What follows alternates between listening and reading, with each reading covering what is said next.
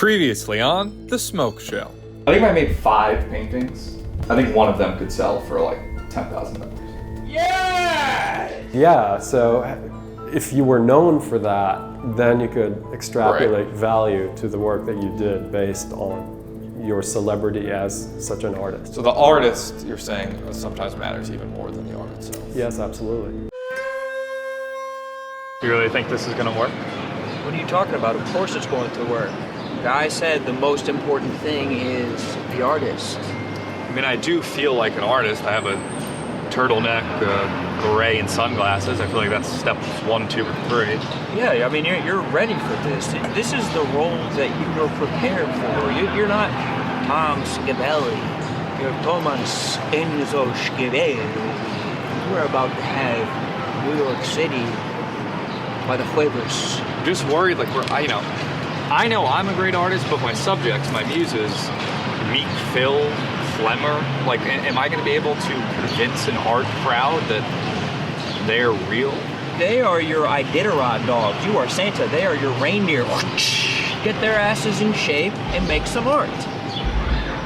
I'm nervous, but I think together we can put on the art show of life. The art show of a lifetime. Cheers. Cheers.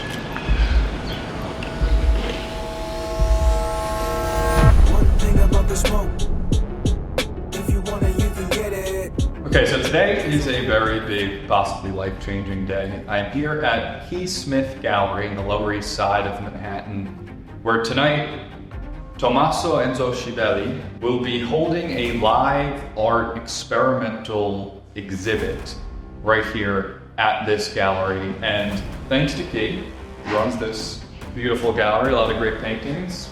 Some would say mine are maybe a little better, but still great paintings. We're gonna have a real art crowd. He sent out an email to his people, and it seems like we've got the turnout, right? Yeah, I mean, I think that was really exciting. We do a lot of exhibitions here, we do a lot of events. Basically, all we said was join us for an experimental art exhibition. And I think that's it. I think that's all we said. And you got enough responses? Within the first day, we already had over 50, which was kind of our target number. So what do you think this crowd will be, if you were to describe what type of crowd? It's the crowd that you'd see at a gallery in the Lower East Side. So, there are some older, some younger, some folks that take art really seriously. So tonight they'll be getting a mix of my paintings as well as some live art featuring different Barstool employees. We'll be doing different exhibits, different performances. P. Smith Gallery, come check it out. So we're here at the gallery in the basement where the live show will be. Upstairs now, the people are filtering in, enjoying some art, enjoying some Pink Whitney. I have all my muses here.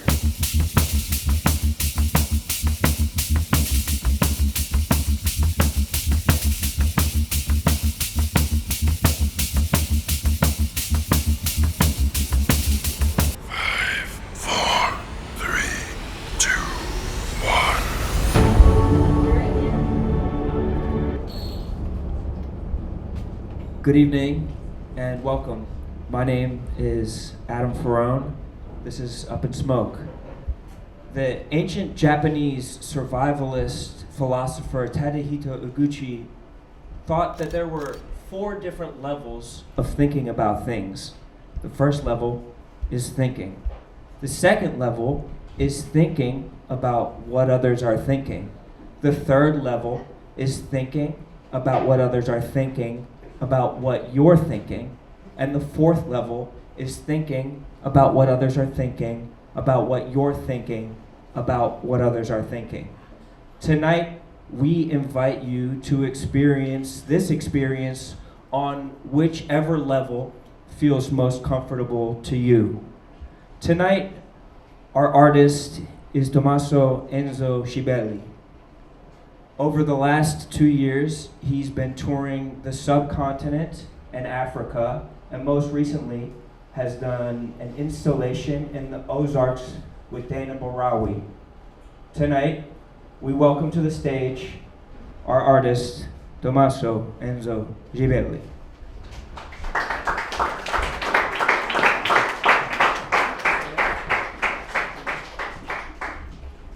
Thank you, Adam. My name is Tommaso Enzo Schibelli, and I welcome you here to the Key Smith Gallery, where I want to take you on a journey of the senses tonight, a creative journey known as Up in Smoke. First up, I'd like to call up my friend Phillip to the stage. Phillip, if you can join me up here.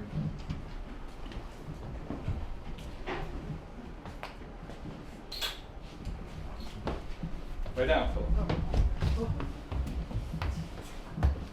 Now, Phillip is a 26-year-old white single male who lives in Howard Beach with his parents.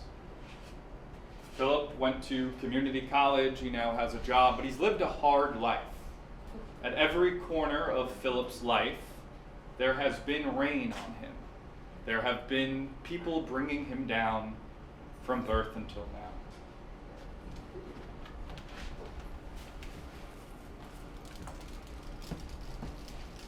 Childbirth.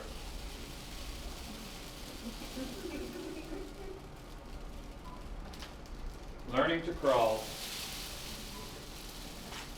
Learning to walk. Nursery school, where he played the little birdie in Who's My Mother?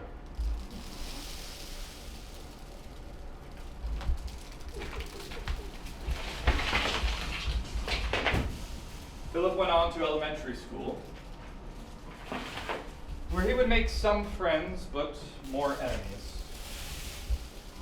There was the time in first grade at lunch where Phillip had his chicken teriyaki, and Carl came by and smacked the plate out of his hands, teriyaki flying everywhere, as people laughed and mocked Phillip.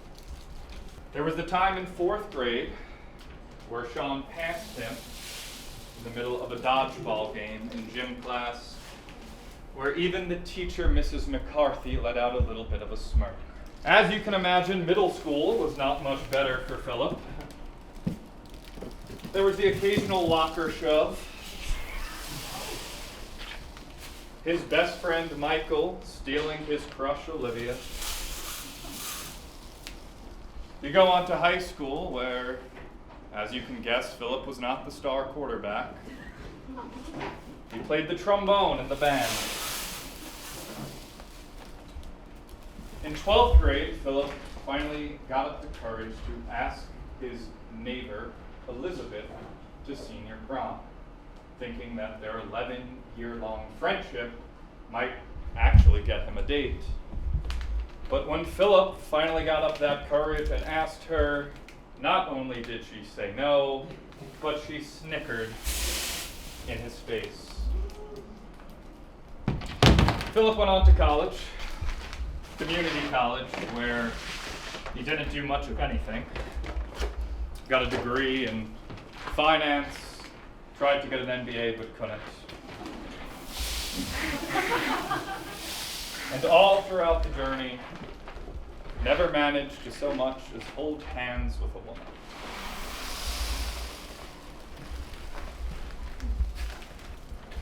And finally, that brings us to modern day, where Phillip lays in his final resting place, which is arguably a deeper hell than anything you can imagine.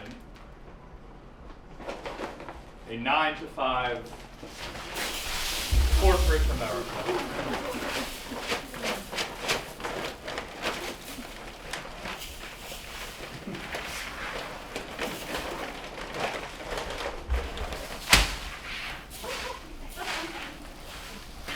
Ladies and gentlemen, I present to you White in Rice.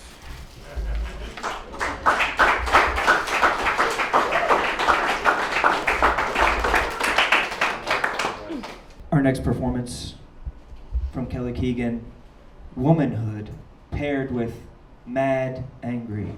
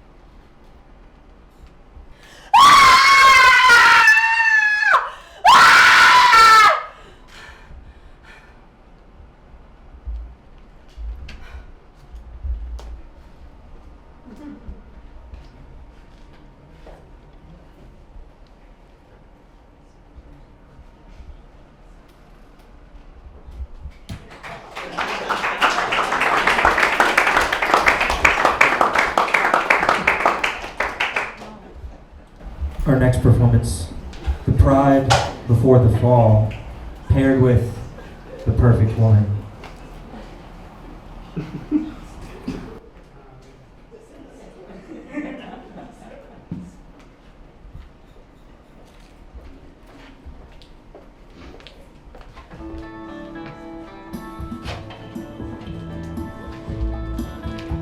Michel, mon permis,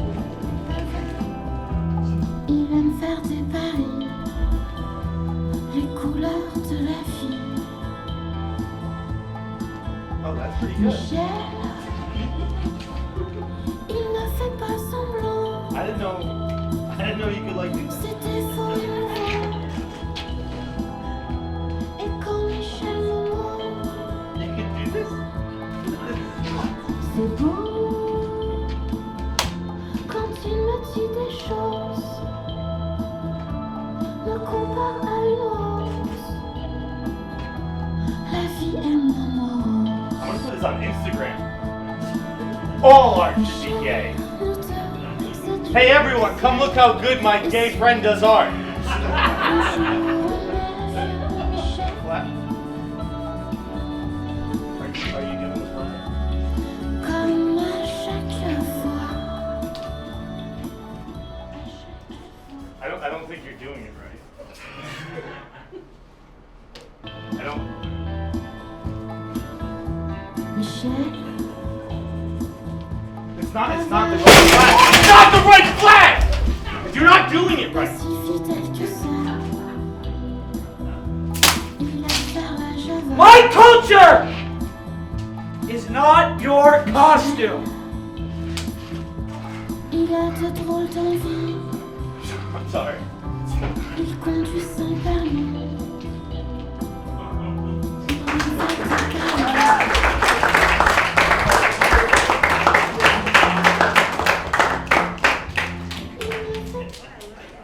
Our next piece is Contained, paired with No No, the figurine.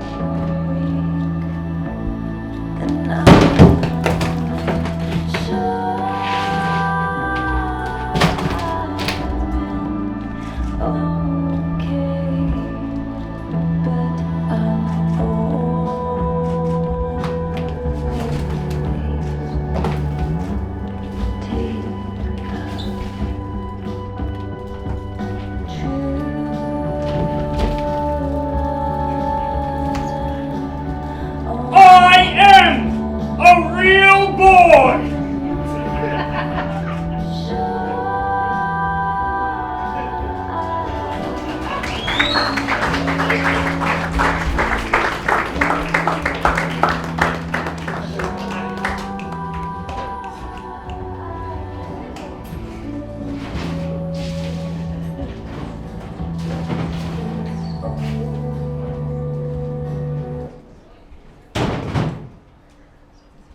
Our next piece is Postmodern Love with X Marks the Spot.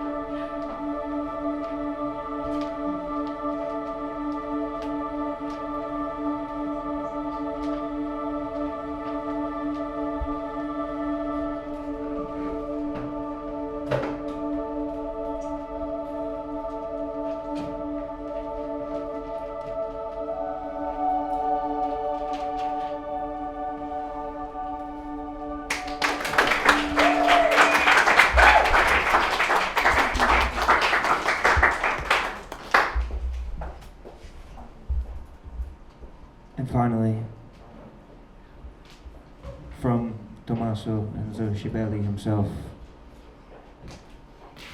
Euphoria.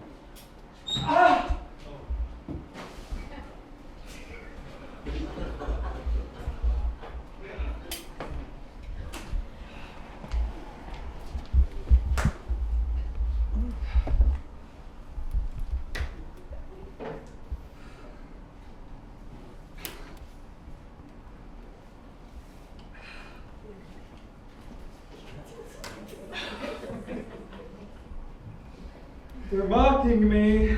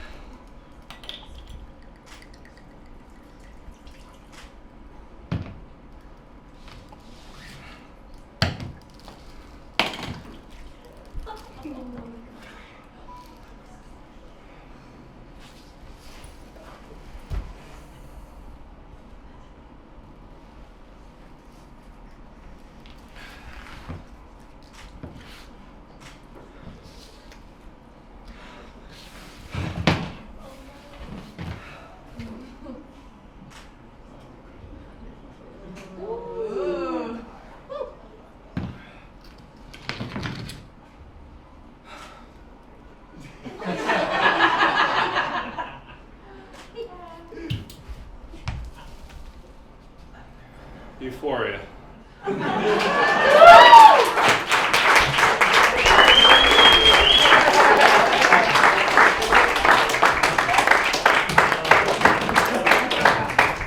Ladies and gentlemen, one more time. Up in Smoke.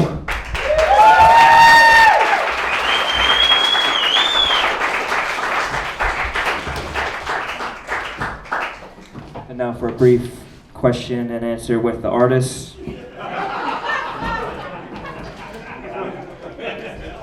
We're happy to entertain any questions from the audience, but first, Enzo, what was this? Tonight was an artistic journey to show that art, you may think Mona Lisa, Sistine Chapel, but it's more of an experiment to prove that art can be anything that can be interpreted to elicit feeling, to elicit a reaction, whether that is laughter, whether that is pain, whether that is surprise, whether that is sadness. We can all look at those as artistic feelings. Tell us about the combination of your paintings that you've put together and how you decided to pair them with the performance art that we saw tonight.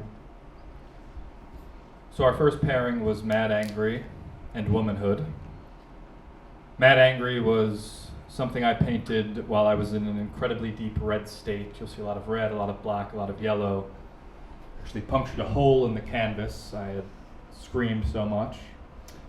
And when you compare that feeling of anger with sometimes the feeling of womanhood and the societal pressures of what it is to be a woman in America, it felt like a natural pairing, where it's sometimes that pressure can only really be released with a scream, with a cigarette, whatever that vice is for you. That is how you let off steam and let your anger out.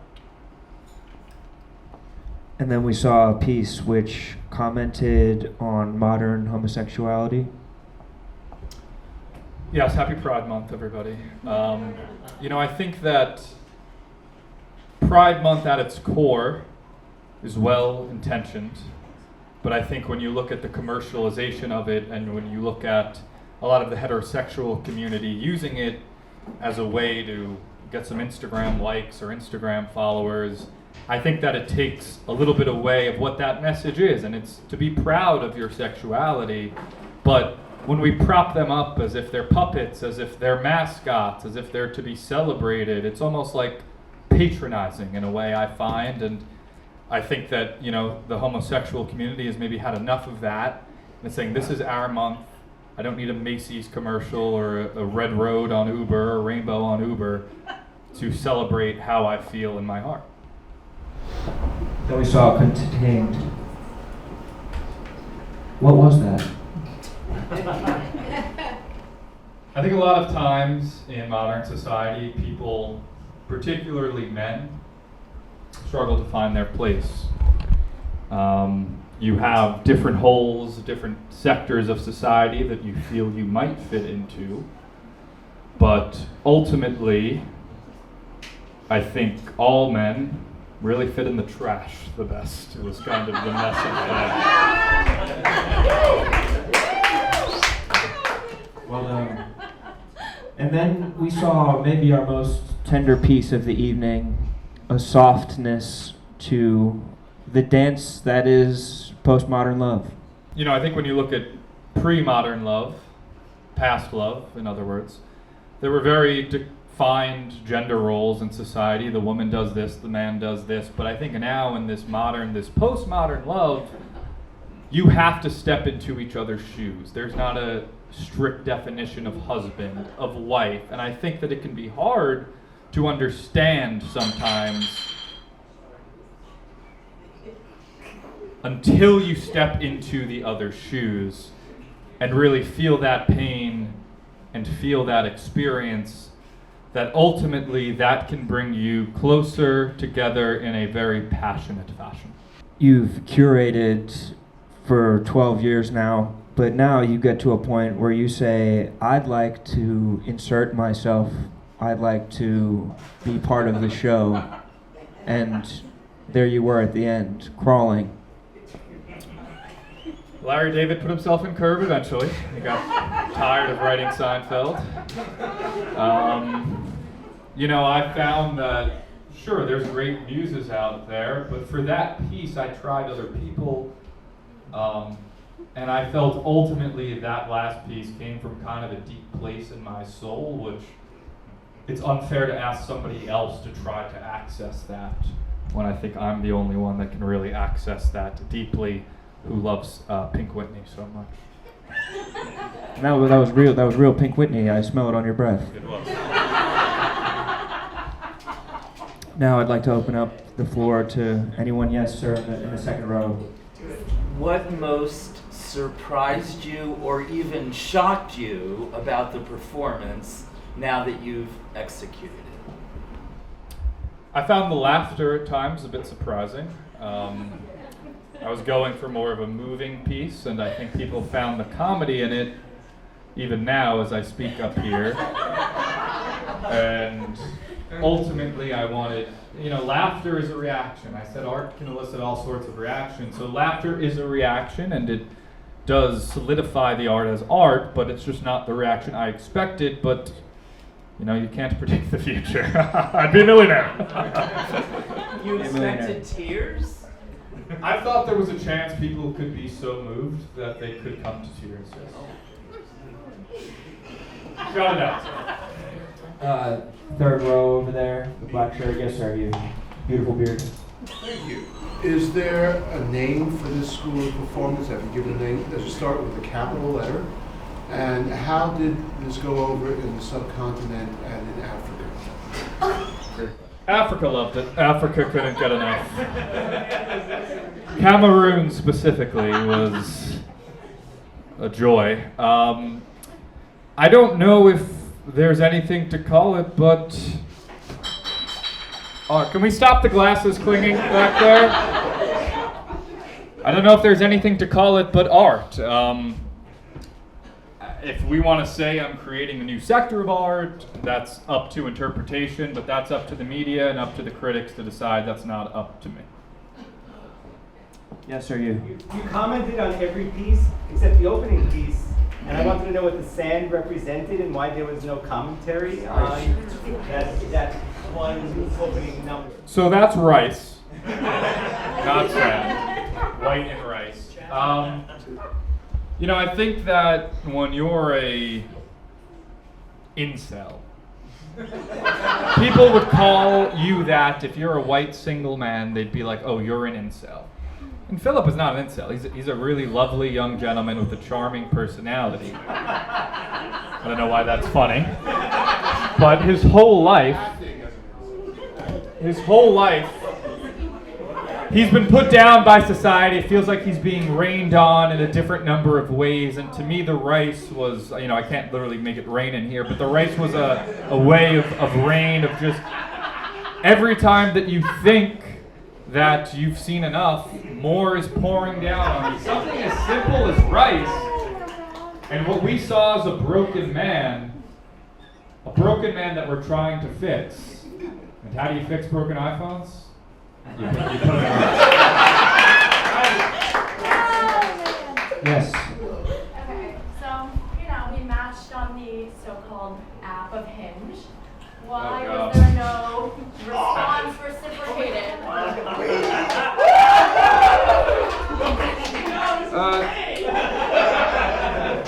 Tommaso and Zoshibelli is only on Raya, so you must have a different artist. If there are no other questions, one more. Oh, please, I'm sorry. Who did the background painting?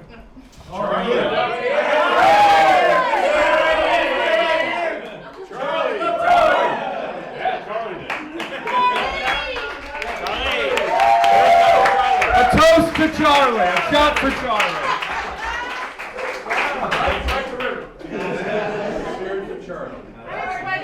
Yes, in the front row. The easel fell on his head. Is he okay? He's good. He's good. Further questions? No further questions. So, one more. I'm sorry, please. How old are you? I mean, it's just like the last question on the universe. How old are you? Last question in the universe. 49. Ladies and gentlemen, Up in Smoke from Tommaso and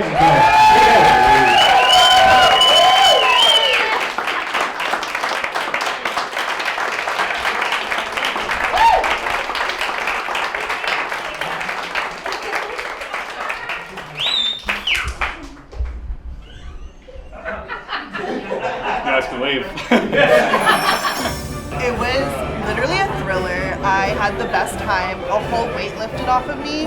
And Tommaso. Well, it was compelling, to say the least. It was unexpected and it's avant-garde, so that's all I have to say. Would you go to another one of the shows? Oh, definitely, 100%, yeah. It was hilarious. I loved it. I felt things. That's how. I loved it. Oh, loved every second of it. The artist is absolutely spectacular. We truced it out.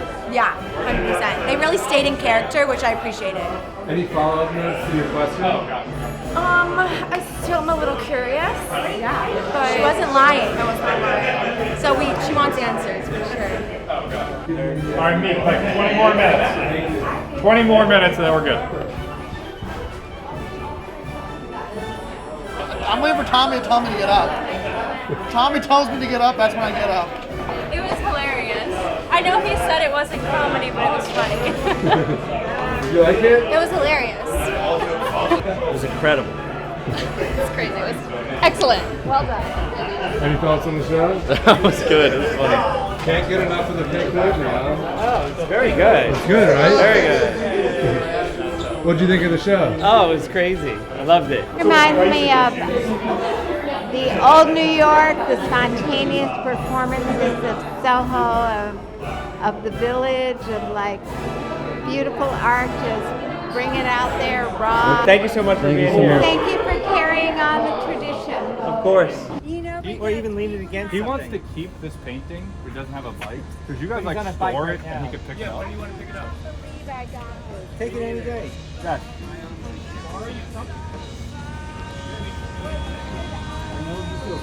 Tomorrow, between noon and 6. This is so cool. I do like that. Yeah, I should have that. Yeah, you can do something with it. We'll figure it out. I'm gonna let's exchange information, and I'll Just come by sometime this week so it doesn't stay here forever. obviously. Woo! I mean, we gotta sell it. We gotta sell her. I think he said a mil. I think he said a million. I think he might have said I a thought it million. might have been a Pounds. mil half. Was it a mil half? You know what? I'm feeling generous. Yeah. 1 mil flat. Dude, I'm on a bike. I love that. Thank you. Can I get a picture of you with that? Miss? Can I get a picture of you with that? Yes. Pose him? Yes, do it. Like I'm a million years. Playboy. It's got Playboy. Love.